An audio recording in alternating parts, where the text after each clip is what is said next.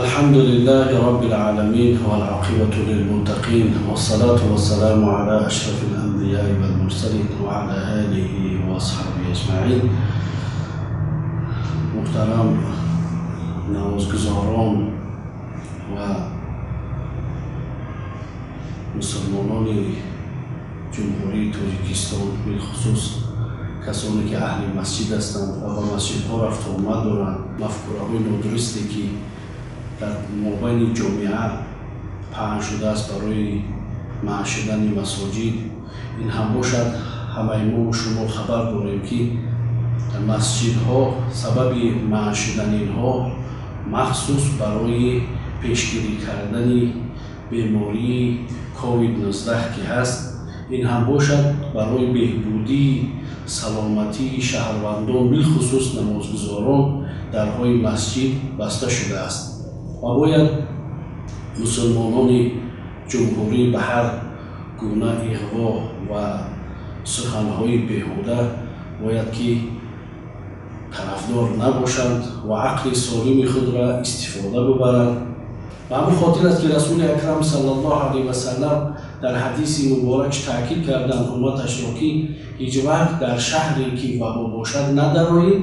و از آن شهر فرار هم نکنید. این هم باشد رسول اکرم صلی الله علیه و سلم یک نوعی منع کردن مردم از در و برا در حالت وبا است. البته گزارشی که در کسری ها و در بیماری ها هستند امروز بالخصوص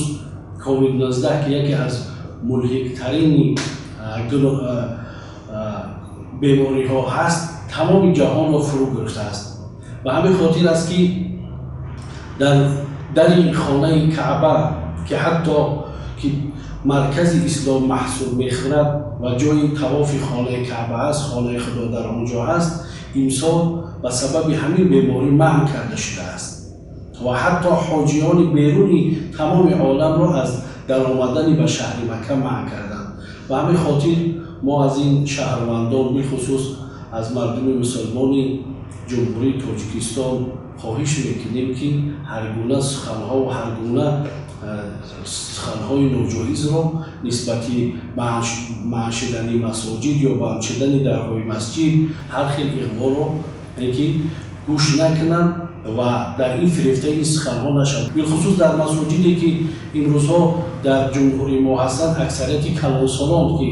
که داخل که میشوند، این گرفتاری این کسل اذیت بودن ضعیف بودن که ناتوان بودن جسمی آنها موافق پیشنهاد و گفته های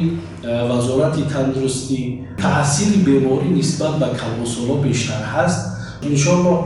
بعد برطرف شدن این بیماری باز هم در این مسجدها باز انشاءالله تبارک و تعالی گشوده می شود.